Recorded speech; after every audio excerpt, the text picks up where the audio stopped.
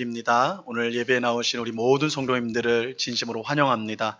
오늘 예배 가운데 하나님께서 부어주시는 풍성한 은혜와 사랑과 복을 삶 가운데 또한 가정 가운데 풍성히 누리시는 우리 모든 성도님들 다 될 수 있기를 우리 주님의 이름으로 간절히 축원합니다. 우리 성도님 간에 반갑게 인사 나누겠습니다. 서로 보시면서 사랑합니다. 축복합니다. 인사 나누시기 바랍니다. 우리 모두 그 자리에서 일어나서 묵도하심으로 우리 하나님 앞에 예배드리도록 하겠습니다. 다 같이 묵도하시겠습니다.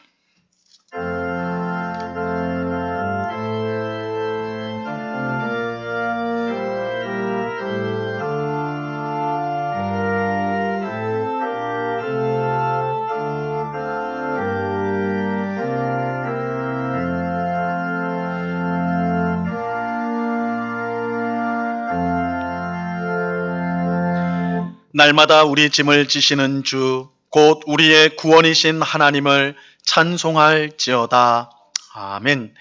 참 좋으신 아버지 하나님, 지난 한 주간도 우리를 지켜주시고 오늘 귀하고 복된 주일을 맞아 주님 앞에 나와 예배할 수 있는 귀한 은혜를 베풀어 주심을 감사합니다.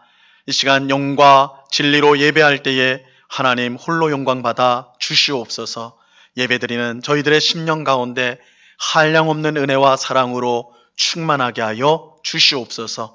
이 시간 우리의 모든 더럽고 추악한 죄악을 주님 앞에 고백하오니 십자가 보혈로 깨끗이 씻어 주시옵소서. 성령으로 충만하게 하셔서 우리의 삶을 새롭게 하시며 또한 복된 길로 인도하시는 귀한 은혜를 날마다 체험하는 하나님의 사람으로 날마다 변해가고 성숙하는 우리 모두가 될 수 있도록 은혜 내리워 주시옵소서. 이 시간 여러 가지 염려와 근심 가운데 세상에 많은 질문 짊어지고 나온 주의 백성이 있다면 하나님 능력의 손으로 꼭 붙잡아 주시고 그 심령 가운데 참된 위로와 안식으로 허락하여 주셔서 이 세상 가운데 승리하는 삶을 살아가는 주의 백성들 다 될 수 있도록 하나님 붙잡아 주시옵소서. 오늘 예배를 통하여 우리를 만나 주시고 은혜 주실 주님께 감사와 찬양을 올려드리오며 예수 그리스도 이름으로 기도드리옵나이다. 아멘.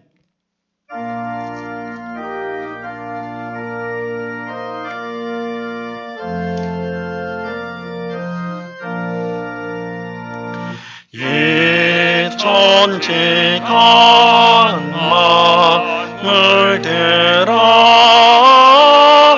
복 주시는 주 여호와 전능 성부 성자 성령 찬송하고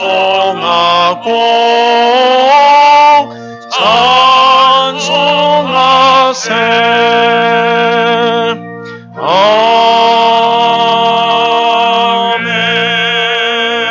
아멘. 사도신경으로 우리의 신앙을 한 목소리를 같이 고백합니다.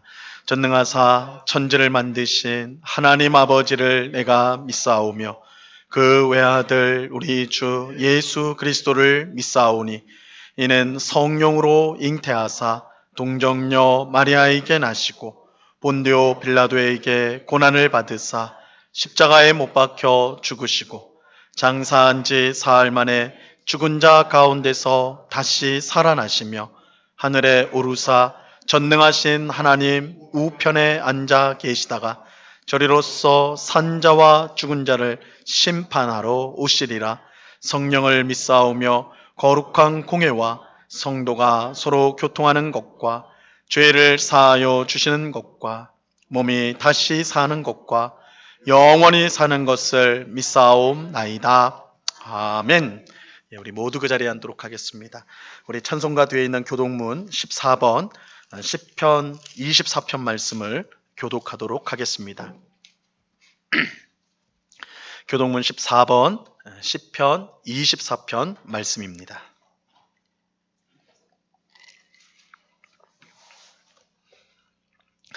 교독문 14번 시편 24편 말씀을 교독합니다.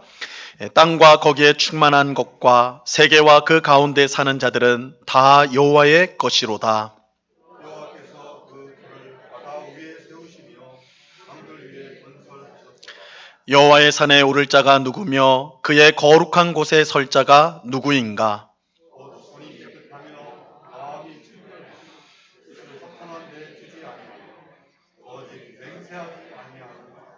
그는 여호와께 복을 받고 구원의 하나님께 의의를 얻으리니.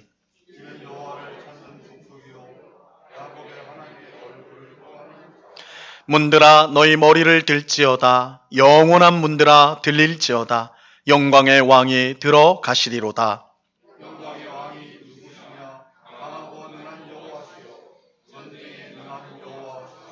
문들아 너희 머리를 들지어다. 영원한 문들아 들릴지어다.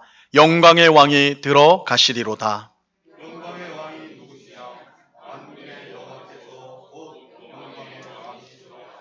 아멘.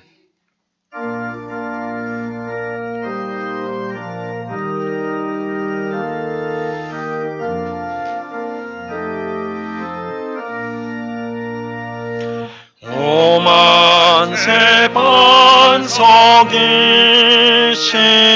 주리 하나님, 저 창조 이전부터 또 영원하도록 한없는 영광 중에 그 보좌 있으니 그 놀람 풍파에도 날 지켜주시네. 인생 사는 것이 뜬구름 같으며 저 푸른 동산 안에 꽃송이가 또다 불이 있을 같고 잠 속의 꿈같이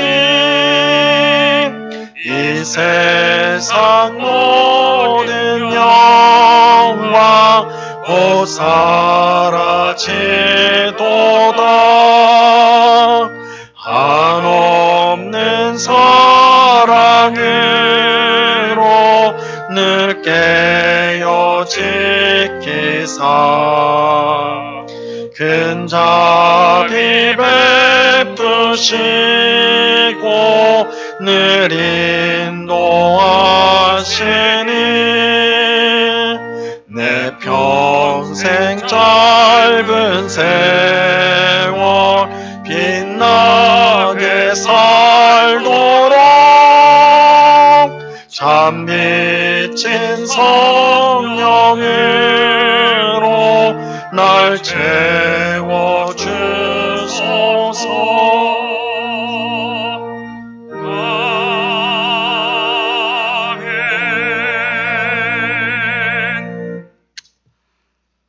자기 아들을 아끼지 아니하시고 이 땅에 보내주시어서 죄인인 우리를 의롭게 여겨주심으로 영원한 진노와 심판으로부터 벗어나게 하신 고마우신 하나님 아버지, 지난 한 주간 하나님의 백성으로 은혜 가운데 살도록 인도하여 주셨는데 거룩한 주님의 날을 통해서 성삼위 하나님께 이렇게 예배할 수 있는 귀한 은총을 베푸신 것을 진심으로 감사를 드립니다.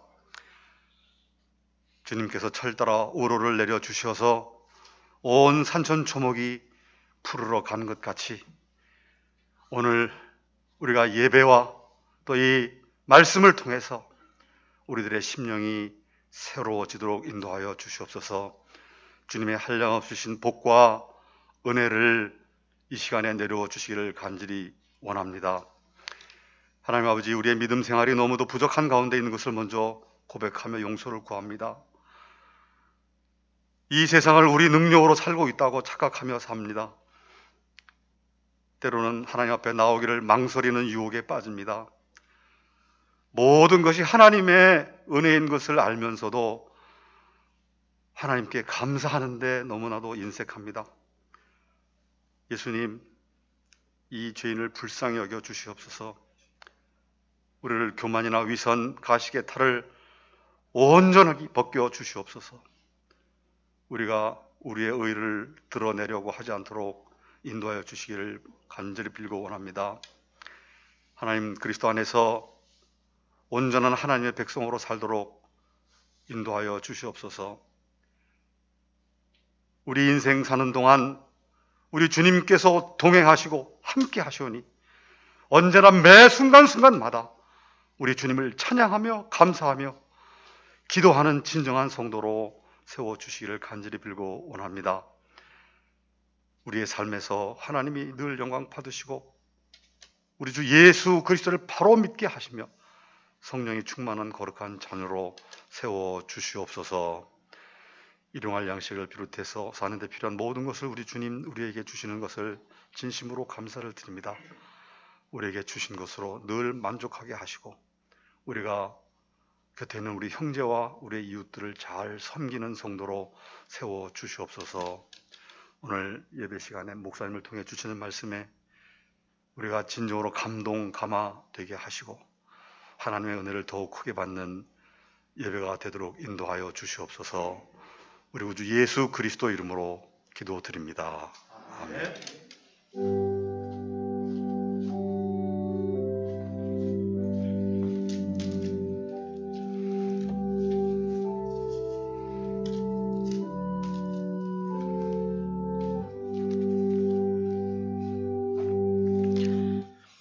우리 하나님 말씀을 다 같이 보도록 하겠습니다. 고린도 후서 5장 17절 말씀을 우리가 다 같이 보도록 하겠습니다. 고린도 후서 5장 17절 말씀입니다.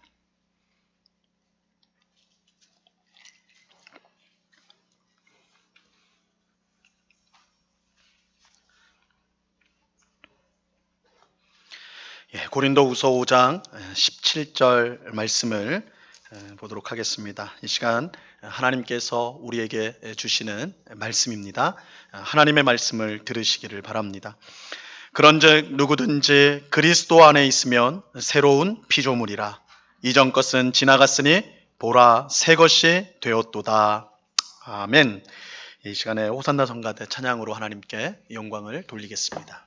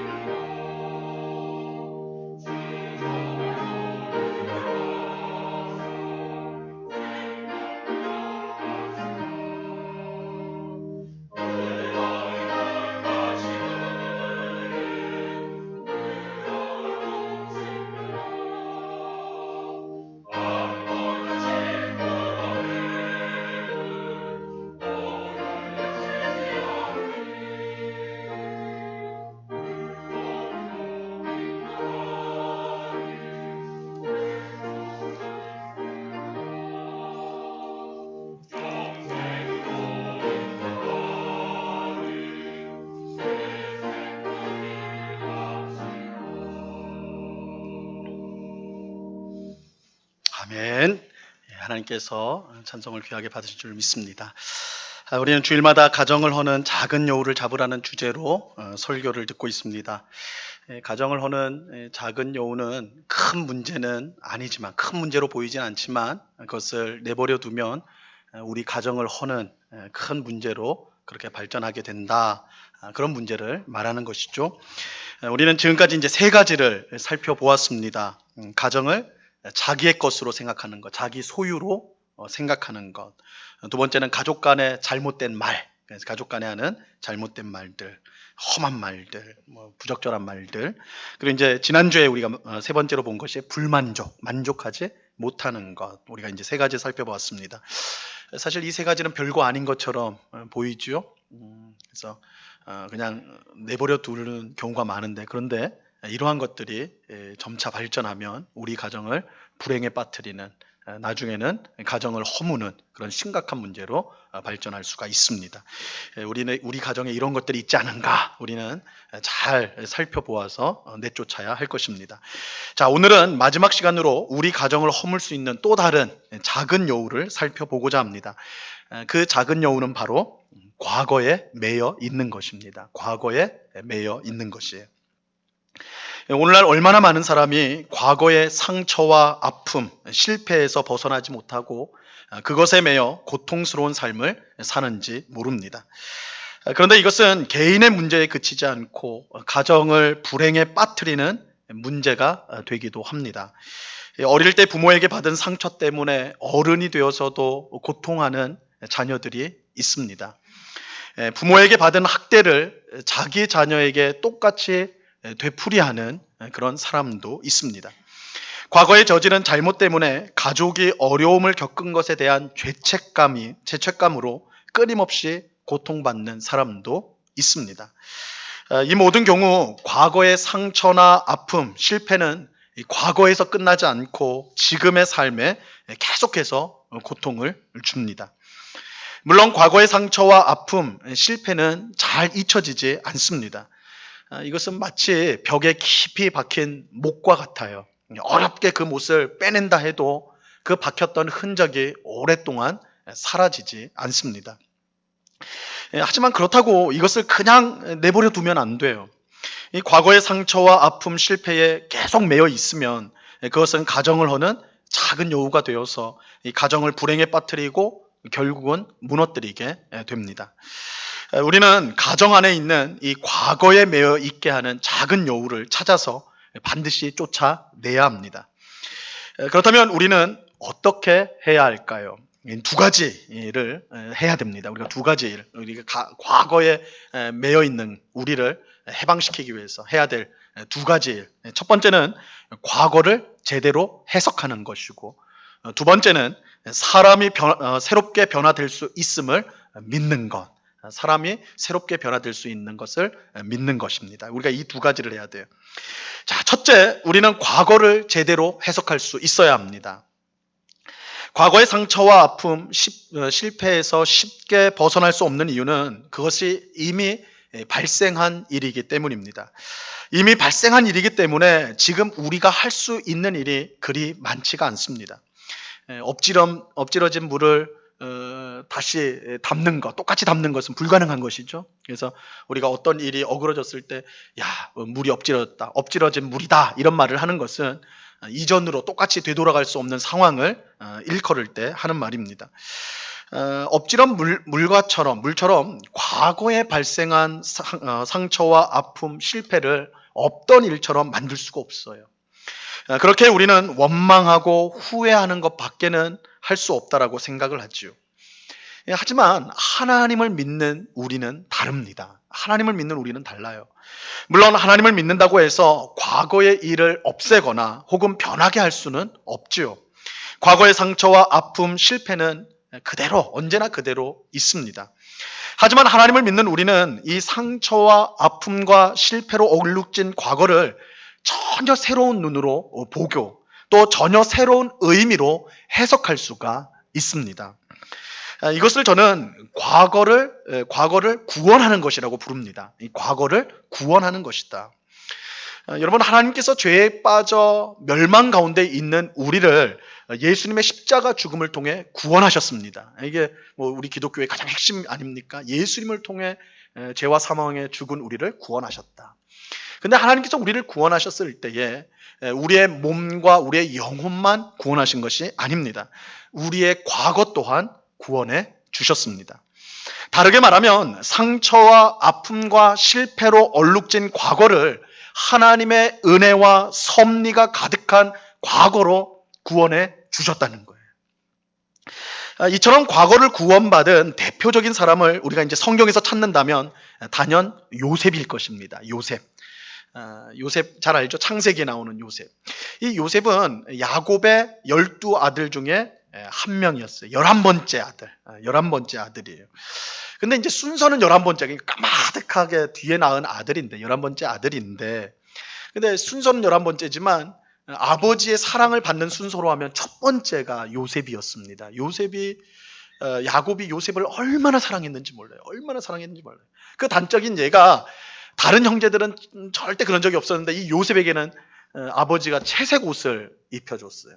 채색 옷 하면 쉽게 말하면 요즘식으로 하면 명품 옷을 입혔다는 거예요.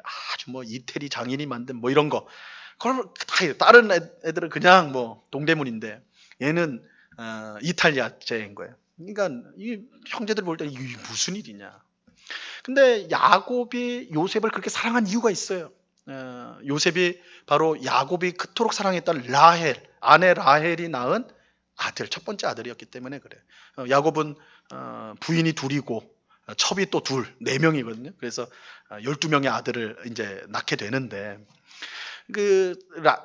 네 명의 그 아내와 첩 중에 야곱이 정말로 사랑했던 한 사람이 라헬이었어요. 근데 라헬은 남편의 사랑은 받았지만 너무너무 사랑을 받았지만 아이를 낳지를 못했어요. 나중에 이제 낳게 되는 게 바로 요셉입니다. 요셉을 낳게 돼요. 그러니까 야곱이 너무너무 사랑했던 거예요. 너무너무 아꼈던 거예요. 그래서 편애를 한 거죠. 특별한 아들.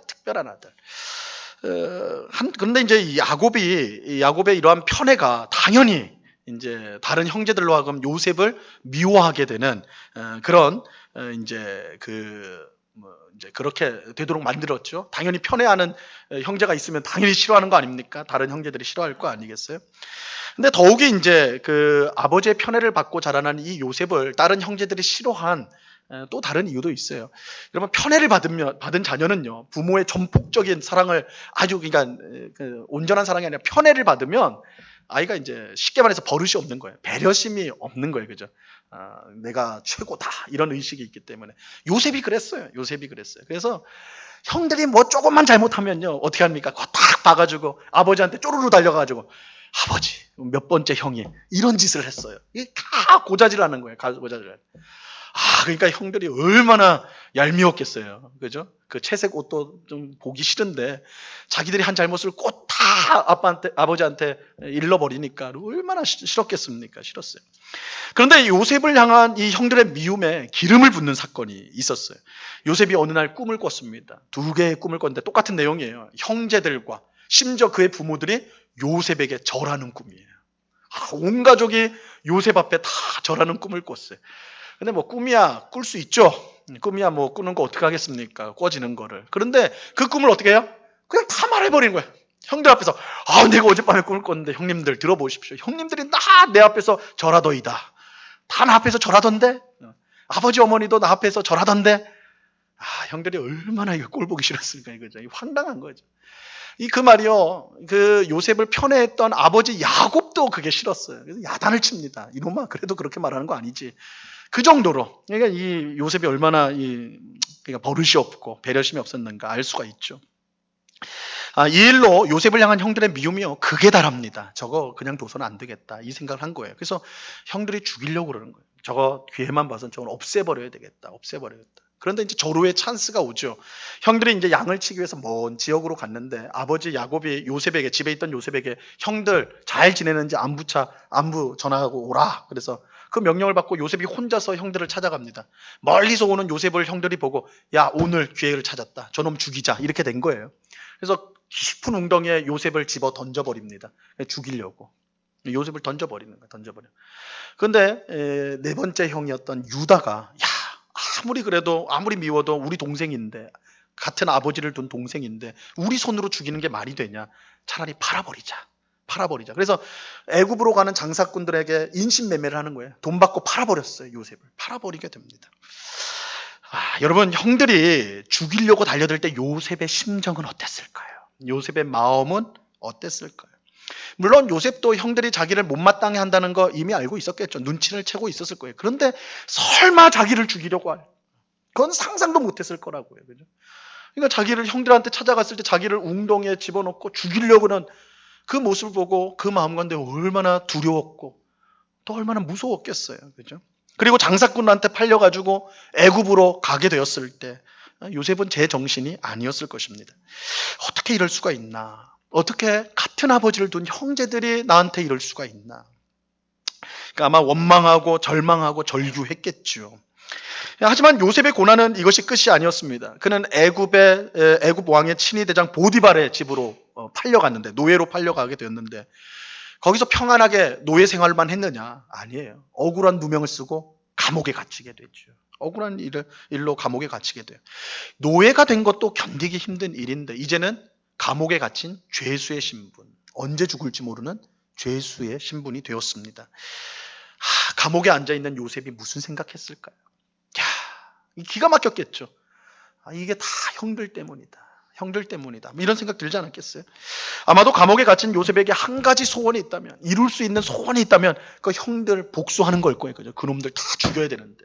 아마 그 생각 분명히 가졌을 거라고요. 그러나 영원할 것 같은 이 요셉의 고난은 그가 30세가 되었을 때 극적인 변화를 맞이하게 됩니다. 그는 애굽 왕의 꿈을 해석할 기회를 얻게 되었는데, 감옥에서 애굽 왕의 신하를 만나게 되어서 왕의 꿈을 해석할 기회를 얻게 되었는데, 그 일을 계기로 애굽 전체를 다스리는 총리가 되었어요. 그러니까 하루아침에 죄수에서 총리가 되는 이런 극적인 변화가 일어나게 된 것입니다. 이 놀라운 일이죠. 참으로 놀라운 하나님의 은혜가 아닐 수가 없는 거예요. 참 기가 막힌 일이 일어났어요. 그런데 그 일 이후에 더 기가 막힌 일이 일어나게 됩니다. 그 원수 같은 형들을 만나게 된 거예요. 요셉이 총리로 있을 때 엄청난 흉년이 발생했습니다. 그런데 요셉은 아주 지혜롭게 나라를 다스려가지고 이 흉년을 잘 대비를 했어요. 하나님이 주신 계시를 가지고 흉년을 잘 대비해서 애굽만 양식이 넘쳐나게 됐어요. 주변 나라들은 다 양식이 없는데 애굽만 넘치게 되었어요. 이 야곱이, 가나안 땅에 있던 야곱이 이 소식을 듣고 형들을 애굽으로 보냅니다. 야, 애굽에는 양식이 있다니까 빨리 가서 사와라. 그래야지 우리가 산다. 그래서 형들을 보내요. 그래서 애굽의 총리가 됐던 요셉과 형들이 만나게 되는 거예요. 형들은 요셉을 당연히 몰라봤죠. 형들은 어떻게 생각했겠어요? 요셉이 죽었거나 기껏해야 애굽 어느 지방에 가가지고 종이 됐겠지, 노예로 살겠지, 뭐 이 정도 생각을 했을 거라고. 다 잊어버렸을 거예요. 시간이 수십 년이 지났으니까, 20년은 지났으니까. 근데 요셉은요, 단번에 알아보죠. 단번에 형을 알아봤어요. 여러분, 만약에 이제 여러분이 요셉과 같다면 지금 형들이 양식을 사러 앞에 왔단 말이에요. 그 앞에 절하고, 실제로 꿈이 이루어졌죠. 절하고. 그럴 때 여러분 마음에 어떤 생각이 들까요? 형들을 보면서 어떤 생각이 들까요? 야, 하나님이 나한테 기회를 주셨구나. 복수할 기회를 주셨구나. 저것들, 나를 죽이려 했던 저 형들, 내가 드디어 복수할 가장 좋은 찬스를 하나님이 주셨구나. 뭐 이런 생각 들지 않겠어요? 요셉이 아무리 애굽에서 성공했다고 해도 그 형들 때문에 10여 년 넘는 긴 세월을 노예와 죄수로 살아야 했습니다. 무엇보다 요셉은 자신을 웅덩이에 던지고 죽이려고 했던 형들의 모습을 아직 생생히 기억하고 있어요. 여러분, 가해자는 기억을 못하는데 피해자는 기억을 해요. 피해를 입은 사람은 10년, 20년이고 30년이고 그 순간을 잊지를 못한다고요. 그때의 표정, 그때의 말, 다 뚜렷하게 기억하는 게 피해자거든요. 요셉이 그랬을 거라고요, 분명히. 형들이 자기를 웅덩이에 던져놓고 저거를 어떻게 죽일까 하는 그 음성, 그 무서운 눈빛, 그거 다 기억하고 있었을 거예요. 이제 하나님께서 원수를 갚을 조로의 기회를 주셨어요. 요셉에게는 형들을 얼마든지 죽일 수 있는 막강한 권세가 있었습니다. 그의 말 한마디면, 애굽 총리 아닙니까? 그의 말 한마디면 형들을 다 감옥에도 넣을 수 있었고, 심지어 형들을 다 죽일 수도 있었습니다. 그 막강한 권세를 갖고 있었어요. 만약 요셉이 어린 시절 형들이 준 상처와 아픔을 간직한 채로 살아왔다면 분명 어떤 식으로든 복수를 했을 것입니다. 하지만 요셉은요, 하나님으로부터 구원을 받았잖아요. 구원을 받았는데 감옥에서 나와 총리가 되는 구원만 받은 것이 아니라 상처와 아픔으로 얼룩진 그의 과거 또한 구원을 받았어요. 그는 형들에게 복수하려고 하지 않았습니다. 감옥에도 넣지 않았고요. 죽이지도 않았어요. 심지어 협박하지도 않았어요. 오히려 요셉은 형들을 안심시킵니다. 형들이요, 안심하십시오. 안심하세요. 안심을 지켜요. 요셉이 이렇게 할 수 있었던 이유는 무엇보다 상처와 아픔 가득한 그의 과거가 구원을 받았기 때문이에요. 자, 우리가 이러한 사실을요, 요셉의 말에서 분명히 우리가 확인할 수가 있습니다. 발견할 수가 있어요. 창세기 45장 5절 말씀인데, 우리 이 말씀을 우리 한번 같이 읽어보도록 합니다. 우리 빨간 글씨는 한번 주목하면서 같이 읽어요. 같이 읽습니다. 시작. 당신들이 나를 이곳에 팔았다고 해서 근심하지 마소서, 한탄하지 마소서. 하나님이 생명을 구원하시려고 나를 당신들보다 먼저 보내셨나이다. 뭐라고 그래요? 형들이 나를 팔았다고요? 아니요. 하나님이 나를 보냈다. 이렇게 말을 하잖아요. 자, 이어지는 45장 7, 8절 말씀도 마찬가지예요. 요셉이 이렇게 또한 말합니다.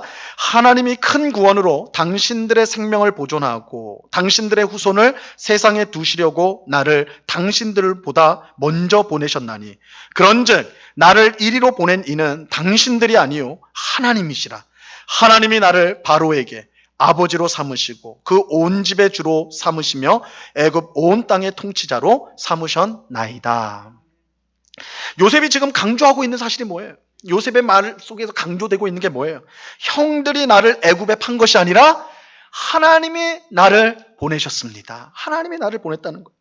이것은 요셉이 그저 형들의 죄책감을 덜어주고 위로해주기 위해서 그냥 한 말이 아니에요. 지어낸 말이 아니에요. 요셉은 정말 그렇게 믿었어요. 그래서 요셉은 몇 번이나 똑같이 당신들이 아닙니다. 하나님입니다. 하나님이 나를 애굽으로 보내셨습니다. 이렇게 말하였다고요. 요셉은 지금 형들이 자신에게 저지른 죄악이 별일 아니다. 그거 별일 아니었습니다. 이렇게 말하는 것 아니에요. 형들이 저지른 죄악을 없던 일로 하자. 그렇게 말하는 것도 아니에요. 분명히 형들은 요셉에게 끔찍한 죄를 저질렀어요. 그 죄악으로 요셉의 삶이 처참하게 무너진 것도 사실이에요. 하지만 지금 요셉은 형들이 저지른 죄악을 전혀 새롭게 해석하고 있어요.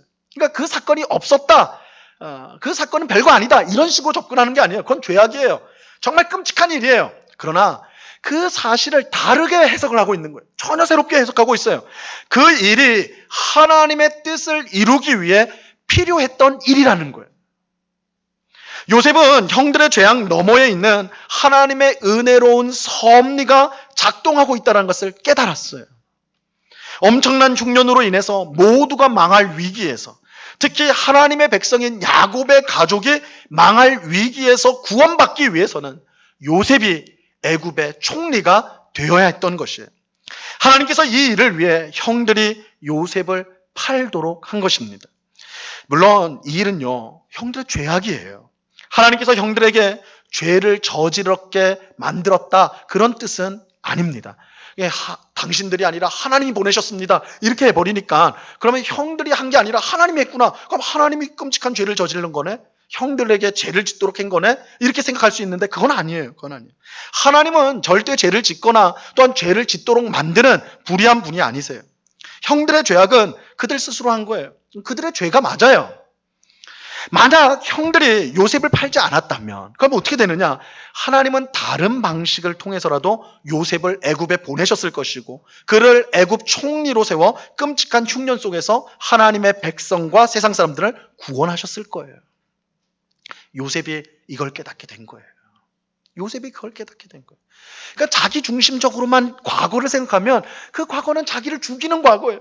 너무나 분노하고 어쩔 줄 모르는 과거인데 하나님의 뜻, 하나님의 섭리라는 관점으로 자기 과거를 새롭게 보니까 이게 형들이 나를 판 것, 그것이 죄악된 건 맞지만 그 너머에 더 큰 너머에 하나님의 섭리가 작동, 하나님의 귀하신 구원의 뜻을 이루고자 하는 하나님의 역사가 작동하고 있다는 것을 보게 되는 거예요. 보게 되는 거예요.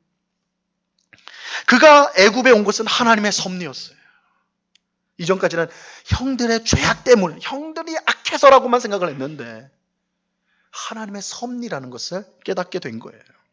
이를 통해서 그의 과거가 구원을 받게 된 것입니다. 그러자 그는 과거의 상처와 아픔에서 해방될 수가 있었다고요.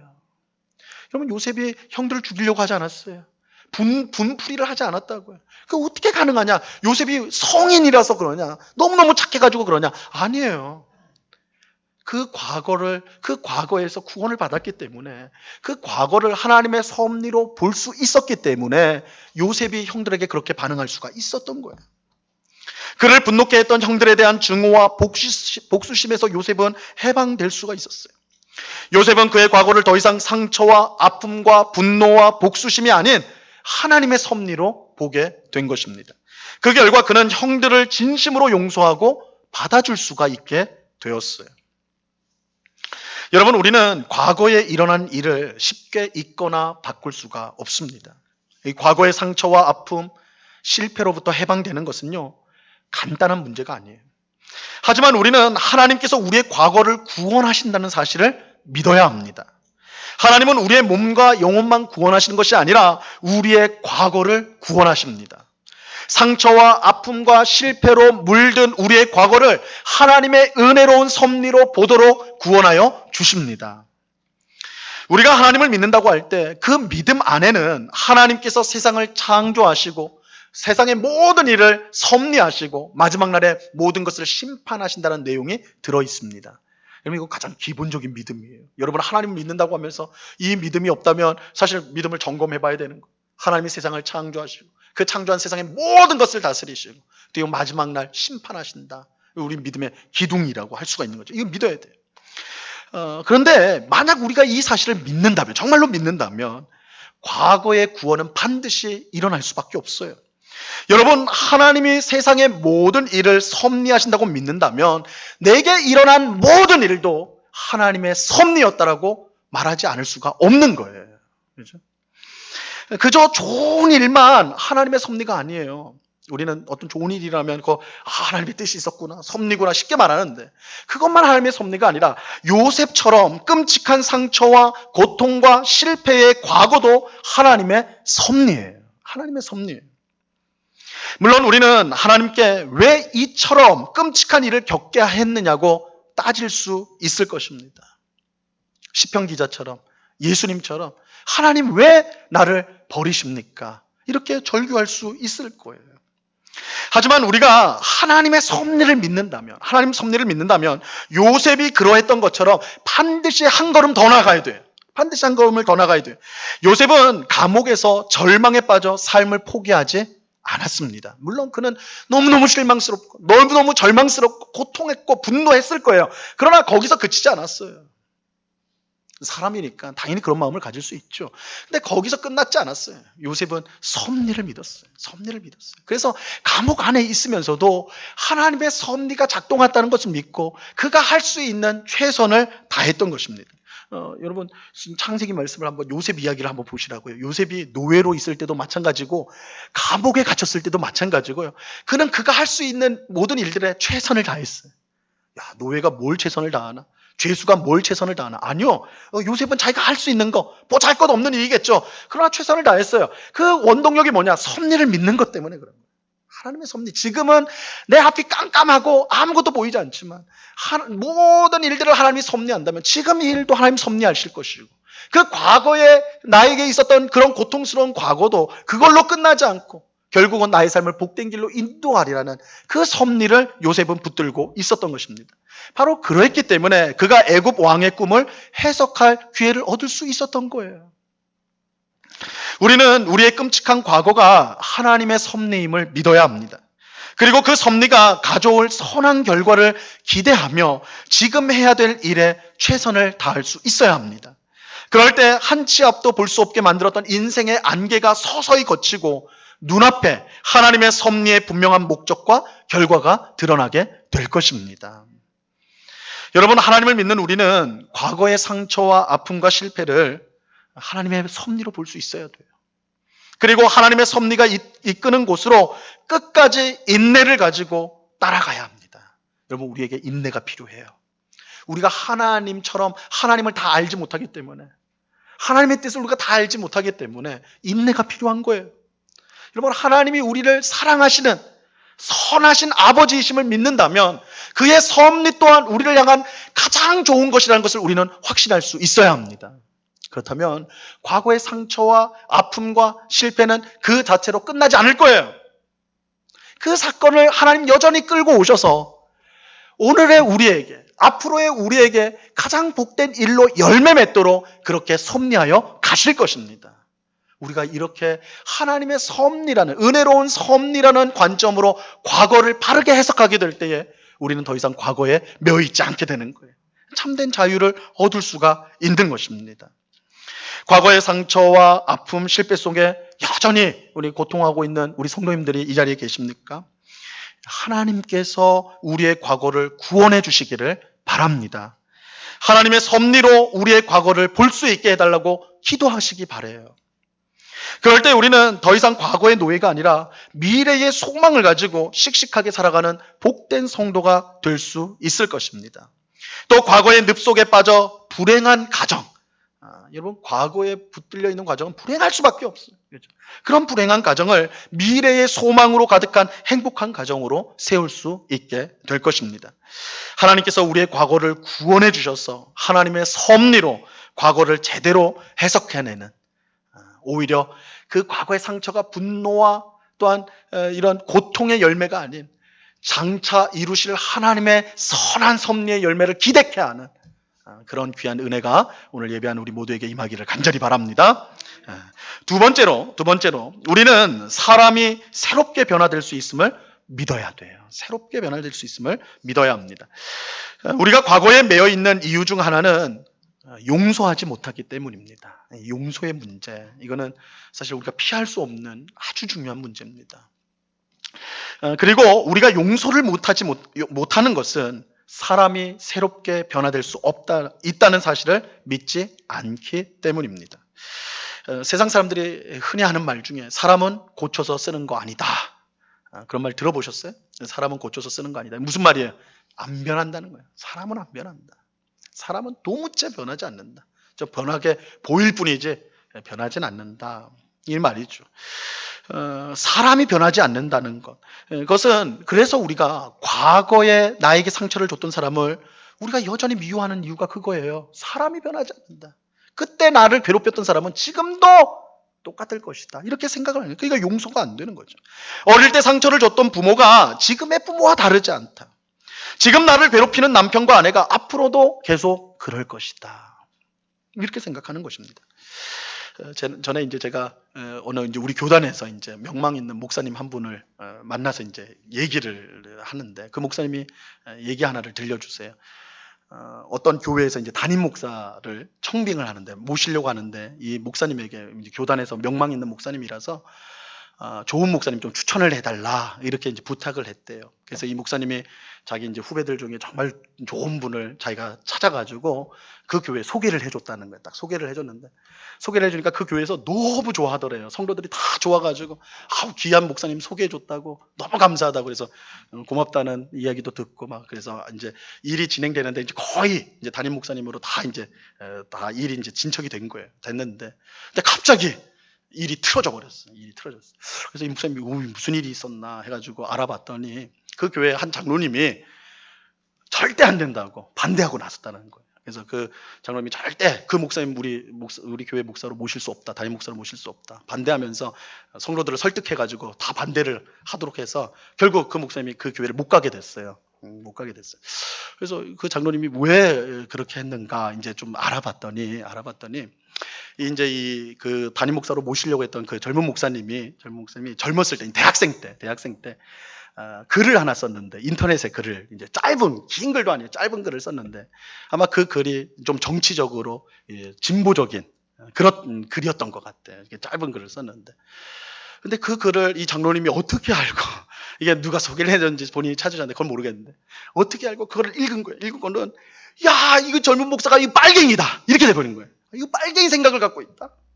그래서 우리 교회에 빨갱이 목사 오면 큰일 난다 해가지고 다 성도들 설득해가지고 그 목사님 속으면 안 된다 그래서 반대를 했다라는 거예요. 그래서 오지 못하도록 했다. 그 이제 저에게 이제 그 목사님을 추천했던 목사님이 명망 있는 목사님이 저한테 너무 황당해. 그 일 너무 황당해 하더라고. 내가 황당하다. 왜 그러냐. 그 목사가 그 글을 쓴 게 한 20년 전, 대학생 때니까. 20년 전에 그 짧은 글 써. 네. 그 20년 그 기간 동안에 그가 목사가 되고 또 한 교회를 섬기는 그런 목회자로 성장하는 그 많은 시간과 경험과 또 하나님의 역사가 있었을 텐데 그것 아무것도 생각 안 하고 20년 전에 썼던 그 글 하나 때문에 그 목사는 받을 수 없다 이렇게 말하는 게 말이 되는가. 그렇게 말씀을 하시는 거예요. 실제로 그 젊은 목사님한테 왜 그런 글 썼느냐 물어봤대요. 근데 그 목사님이 기억도 못 하더래. 제가 그런 글 썼습니까? 그러니까 그냥 그 젊었을 때 쓴 글이에요. 이런 100번 양보하고 그 목사님이 그 당시에는 젊었을 때는 대학생 때는 그런 생각을 갖고 있었을 수 있지요. 그러나 그 생각을 20년 동안 20년이 흘렀는데도 그 생각을 그대로 갖고 있을 거야. 사람은 변하지 않는다. 사람은 고쳐 쓰지 않는다. 세상 사람은 그렇게 말할지 몰라도 아니 교회 안에서 그러면 어떻게 되냐. 그래가지고 안 받으면 사람은 변하지 않는다. 그리고 그건 무슨 말이에요? 하나님도 사람 못 변화시킨다. 그 말 아니에요? 사람은 안 변화. 하나님도 사람 못 변화시킨다. 그 말 아니겠어요? 그 말 아니겠어요? 여러분 세상 사람들이야 사람은 고쳐서 못 쓴다는 말을 할지라도 하나님을 믿는 우리는 그렇게 하면 안 돼요. 왜냐하면 하나님은 그 어떤 사람도 새롭게 변화시킬 수 있는 능력 있는 하나님이시기 때문입니다. 여러분 만약 우리가 이것을 믿지 않는다면 우리가 진짜 하나님을 믿고 있는지를 점검해 봐야 돼요. 물론 10길 물속은 알아도 한 길 사람 속은 알 수 없다는 말이 있듯이 사람의 변화를 분명히 알기란 어려워요. 그래서 교회를 핍박했던 바울이 부활하신 예수님을 만나고는 완전히 변화됐거든요. 아무도 안 믿어줬어요. 그런데 예루살렘에 갔더니 다 도망가 버렸어요. 베드로고 사도들이 다 도망가 버렸어요. 무서워가지고. 그러니까 이 변화를 알았던 바나바만 바울의 손을 딱 붙잡고는 한 사람 한 사람 찾아가면서 이 사람 변화됐어요. 그러니까 정말 어려운 거예요. 사실은 사람이 변화되는 건 어려운 일이죠. 하지만 그렇다고 사람이 변화되지 않는다고 생각하는 것은 하나님의 능력을 무시하는 거예요. 하나님은 능히 사람을 새롭게 변화시킬 수 있습니다. 아무리 악한 사람이라도 하나님 손에 붙들리면 완전히 새 사람이 될 수가 있습니다. 우리가 이것을 믿지 못한다면요, 우리는 가정에 대한 소망을 가질 수가 없습니다. 내게 상처와 아픔을 준 부모님이 남편과 아내가 자녀가 변화될 수 없다면 그런 가정은 지옥일 수밖에 없겠죠. 우리가 너무나 잘 아는 것처럼 누구를 용서하지 못하면요, 가장 괴로운 사람이 누구예요? 나예요. 용서하지 못하는 내가 가장 괴로운 거예요. 용서하지 못하는 사람은 스스로 만든 지옥에 들어가 살게 되는 거예요. 우리는 하나님께서 그 어떤 악한 사람이라도 능히 변화시킬 수 있음을 믿어야 됩니다. 오늘 설교 본문인 고린도후서 5장 17절을요. 우리는 분명히 믿을 수 있어야 돼요. 자, 이 말씀 우리 같이 한번 읽어보도록 합니다. 고린도후서 5장 17절입니다. 시작. 그런즉 누구든지 그리스도 안에 있으면 새로운 피조물이라. 이전 것은 지나갔으니 보라 새 것이 되었도다. 그 어떤 악한 사람이라도 그리스도의 안에 들어오면, 하나님이 그 사람을 붙들면, 예수님 안에 있으면 새로운 피조물, 새 사람이 될 수가 있는 것입니다. 여러분, 우리는 사람을 변화시킬 수 없어요. 우리는 안 돼요. 그죠? 우리는 안 돼요. 하지만 하나님은 사람을 변화시킬 수 있습니다. 하나님은 못난 우리도 새 사람으로 변화시키셨고, 우리에게 상처와 아픔을 주고 실패를 준 그런 사람도 완전히 변화시킬 수 있습니다. 그러므로 우리는 그 누구라도 용서할 수 있습니다. 나를 힘들게 하고 괴롭게 했던 사람들을 용서하지 못함으로 스스로 지옥에 갇힐 필요가 없습니다. 어릴 때 나에게 상처를 줬던 부모를 우리는 용서할 수 있습니다. 오래전 나를 절망케 했던 배우자를 우리는 용서할 수 있습니다. 하나님께서 나뿐만 아니라 모든 사람을 새롭게 변화시킬 수 있기 때문입니다. 하나님께서 변화시키지 못할 사람은 없어요. 하나님은 우리 모두를 새롭게 하여 주십니다. 이것을 믿고 과거의 상처와 아픔, 실패로부터 씩씩하게 나오는 우리 모두가 될 수 있기를 바랍니다. 더 이상 과거에 묶여서 후회와 절망과 원망 가운데 살아서는 안 될 것입니다. 우리 가정을 과거의 상처와 아픔 속에 내버려둬서는 안 될 것입니다. 모든 것을 새롭게 하시는 은혜와 능력의 하나님께 우리 가정을 맡겨 드려야 합니다. 우리가 변화시킬 수는 없어요. 그렇죠? 내 힘으로 남편을, 내 힘으로 아내를, 내 힘으로 자녀를, 내 힘으로 부모를 변화시킬 방법은 없어요. 그러나 하나님은 하세요. 그래서 우리가 하나님께 맡겨야 돼요. 하나님께 맡겨야 돼요. 우리가 거기에 계속 매여 있어서는 안 돼요. 계속 원망하고 과거의 일들을 끄집어내면서 그 속에 갇혀 있어서는 안 돼요. 우리는 능력의 주님, 은혜의 주님께 우리의 모든 사정을 맡겨드려야 돼요. 하나님의 변화의 역사를 우리가 믿으면서 맡겨드려야 되는 것입니다. 그럴 때 우리는 지금의 절망적인 상황 가운데 머물지 않고 미래를 향해 한 걸음 더 나갈 수가 있게 되는 것입니다. 그런 은혜가 오늘 예배하는 우리 모든 성도와 가정 가운데 임하기를 간절히 바랍니다. 과거를 구원하여서 바르게 해석함으로 하나님께서 우리 모두를 새롭게 하신다는 사실을 온전히 믿음으로 더 이상 과거에 발목 잡히지 않고 힘있게 앞으로 전진하여 나아가는 우리 모두가 될 수 있기를 바랍니다. 과거에 매여 있게 하는 가정을 허는 작은 여우를 우리 가정에서 쫓아내야 됩니다. 여러분, 과거는 늪이에요. 계속 거기를 바라보고 거기에 머물러 있으면 계속 그 속에 집어 들어갈 수밖에 없어요. 과거는 우리를 삼키려고 합니다. 그러나 우리는 과거에서 구원을 받아야 돼요. 하나님은 우리를 과거에서 구원하세요. 우리의 과거가 변하는 건 아니지만 그 본질은 그대로 남아있을지라도 그것을 보는 전혀 새로운 시각을 우리에게 주세요. 하나님의 은혜의 섭리라는 것으로 그 과거에 더 이상 매여있지 않게 하세요. 또한 모든 사람을 변화시키는 그 능력의 주님으로 말미암아 우리는 용서할 수 있는 사람으로 설 수가 있게 되는 것입니다. 이런 은혜가 우리 가정 가운데 있어야지 우리 가정의 현재와 미래가 아름다울 수 있는 것입니다. 저는 우리 모든 성도들의 가정에 그런 귀한 은혜가 있기를 원합니다. 과거에 매여있는 끈들이 끊어지게 하시고 오히려 현재와 미래를 향한 하나님의 선한 섭리의 손길을 바라보면서 의지하면서 미래를 향해서 힘있게 나아가는 우리 모든 성도들의 가정이 다 될 수 있기를 우리 주님의 이름으로 간절히 축원합니다. 기도하겠습니다. 하나님 아버지 감사합니다. 우리 가정을 허는 작은 여우 중 하나는 과거에 매여 있게 하는 것입니다. 과거의 상처와 아픔과 실패 속에 여전히 오늘을 살아가도록 그리고 앞으로도 계속해서 살아가도록 하는 여우, 우리는 이것을 반드시 분별하고 쫓아내야 됩니다.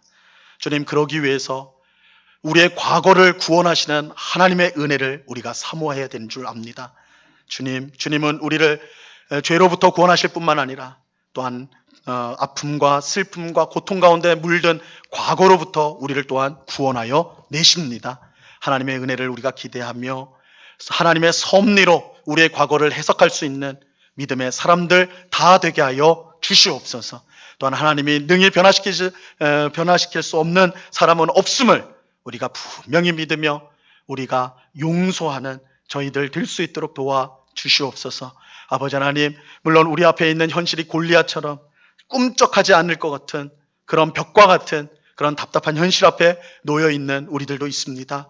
아버지 하나님, 그런 저희들 불쌍히 여겨 주옵시고 하나님, 그런 우리들을 하나님 더 귀하게 여기시고 더 붙들어 주시고 결국은 승리케 하실 것을 우리가 믿으며 오늘 하루하루를 이겨낼 수 있는 믿음을 늘 구하며 결국은 승리하는 복된 가정을 세우는 주의 백성들이 다 될 수 있도록 주장하여 주시옵소서. 감사하오며 예수 그리스도 이름으로 기도드리옵나이다. 아멘.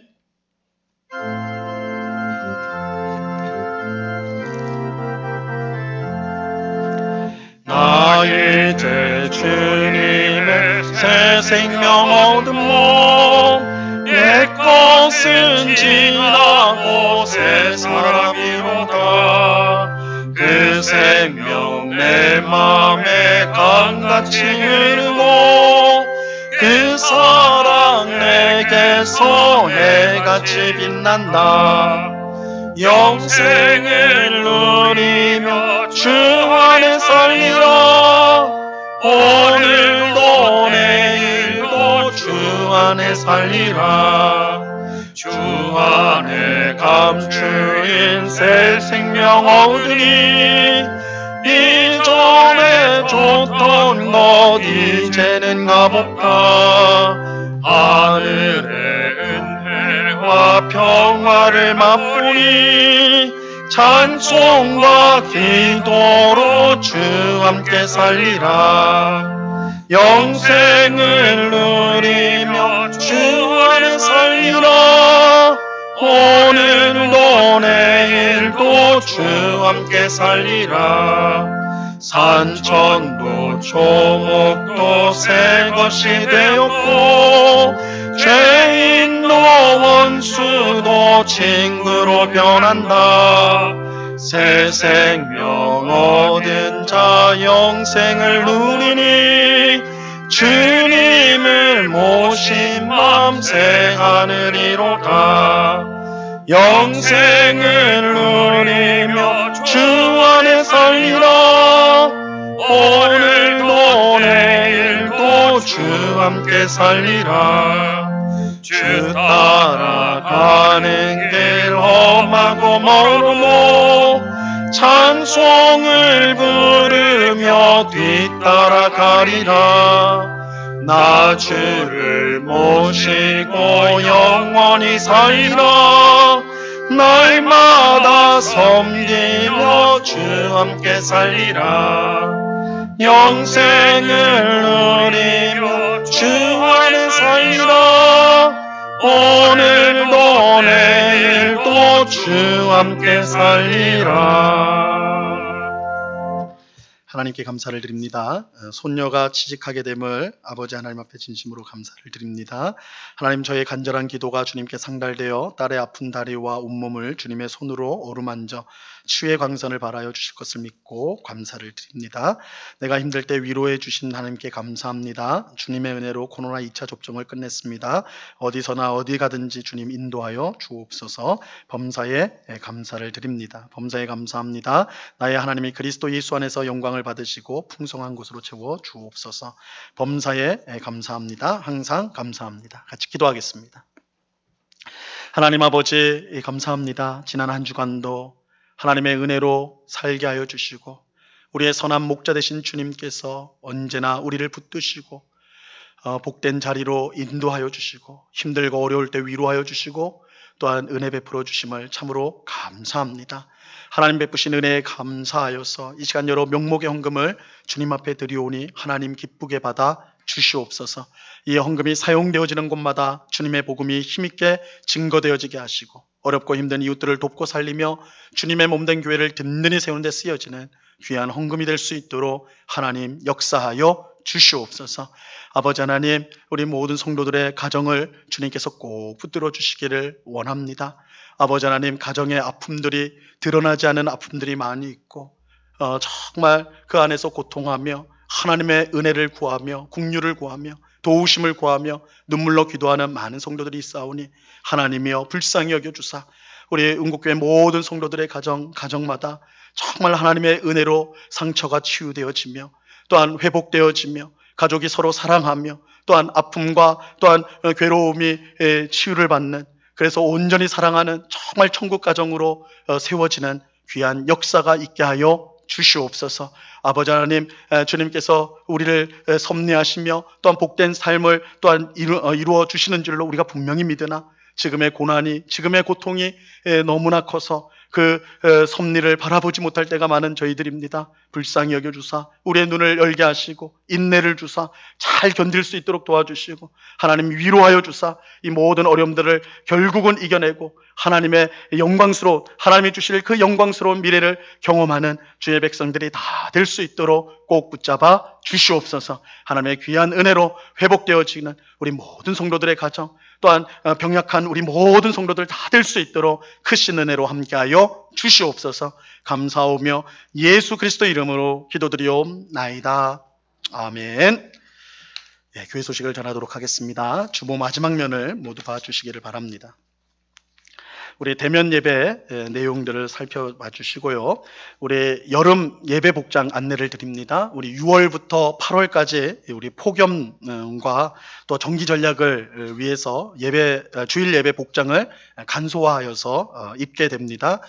그래서 간소한 복장, 시원한 복장으로 그래서 예배에 참석하시면 되겠습니다. 단 노출이 심한 옷은 자제해 주시기를 부탁을 드리겠고요. 온라인 예배 헌금 안내 내용을 참고해 주시기 바랍니다. 우리 기독교 개혁 신보 5월 22일자 신보가 안내 데스크에 있습니다. 꼭 가져가서 보시기를 바랍니다. 혼옷 수집 다음 주까지 받습니다. 기억해 주시고 내실 분들은 다음 주까지 내주시면 되겠습니다.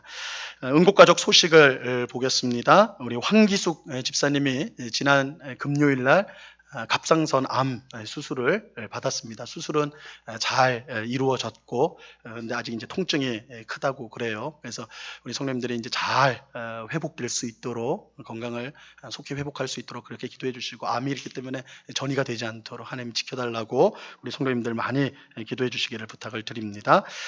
우리 군에 입대하는 우리 청년이 있습니다. 우리 나복순 집사님의 둘째 아들인 우리 임성훈. 우리 성훈이 좀 왔나요? 뒤에 왔네요. 예. 앞으로 나오세요.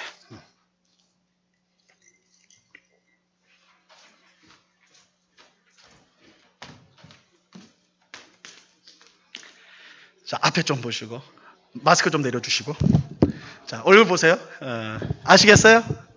우리 성훈이 형이 임성태인데, 성태는 얼마 전에 이제 제대를 했고, 이제 형제가 교대를 해서 이제 들어가는 겁니다. 우리 성훈이가 제가 우리 교회 부임했을 때 중1이었어요. 근데 이제 군대 가게 됐어요. 그러니까 그래서 시간이 이렇게 됐는데, 우리 성훈이가 군대 가서 몸 건강하게 군복무 잘하고 건강한 마음으로 돌아올 수 있도록 우리 성도님들 위해서 기도해 주시고요. 우리 종혁이도 그렇고 군에 있는 우리 자녀들 위해서 계속해서 기도해 주시기를 바랍니다. 우리 교회에서 준비한 선물 하겠습니다. 우리 큰 박수로 영리해 주시기 바랍니다. 제가 잠시 기도하겠습니다. 하나님 아버지 감사합니다. 우리 영곡교회에서 이렇게 귀하게 성장하고 자란 우리 성훈이가 내일 이제 입대를 하게 됩니다. 군 복무 기간 동안 하나님과 동행하게 하여 주옵시고, 그 기간 힘들고 또 육체적으로 힘들고 마음으로 고통스러울 때도 많겠지만 하나님의 도우심을 피부로 경험하며 그 믿음이 더 깊어지는 정말 늠름한 하나님의 군사로 설 수 있는 시간 되게 하여 주시옵소서.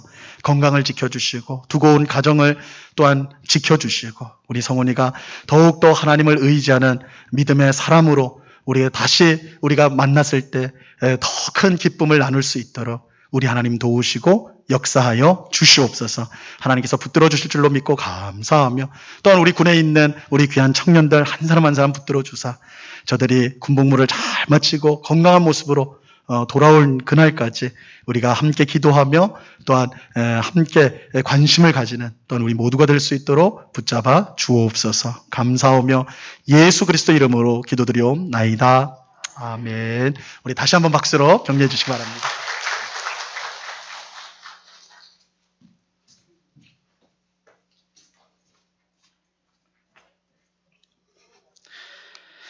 오늘 예배 우리 성도님 반가운 우리 권사님도 참석하셨어요. 오늘 장하님 권사님, 우리 큰 아드님하고 같이 예배에 참석하셨습니다. 우리 박수로 한번 감사합니다. 우리 권사님, 잘 앉으시면 됩니다. 앉으시면 됩니다.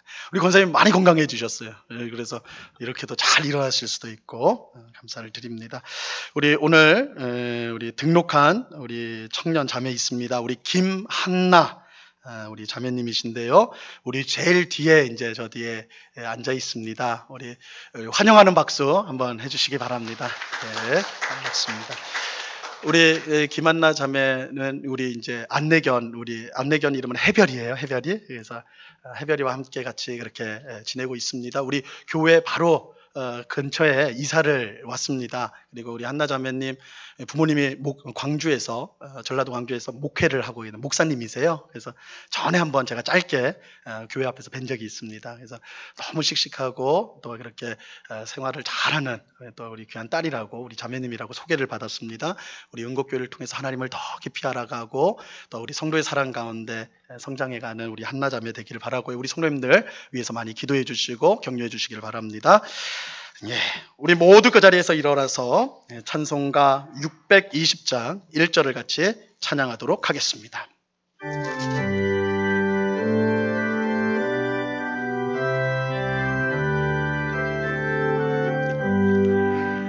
여기에 모인 우리 주의 은총 받은 자여라. 주께서 이 자리에 함께 계심을 아노라. 언제나 주님만을 찬양하며 따라가리니 시험을 당할 때도 함께 계심을 믿노라. 이 믿음 너무 굳세라. 주가 지켜주신다. 어둠 맘에도 주의 밝은 빛 인도하여 주신다. 지금은 우리 주 예수 그리스도의 은혜와 아버지 하나님의 극진하신 사랑과 성령 하나님의 교통하심과 충만케 하심과 늘 동행하심이 우리의 발목을 잡는 과거에 매여 있게 하는 작은 여우를 쫓아내어서 과거로부터 구원을 받고 또한 용서함으로 가정을 하나님의 천국 가정으로 그렇게 세우고자 그 마음에 소원하고 기도하며 다짐하는 주의 사랑하시는 모든 성도들의 심령 위에, 그 가정 위에, 그 일터 위에, 주님의 몸된 교회 위에 이제로부터 영원토록 함께하기를 간절히 축원하옵나이다. 아멘.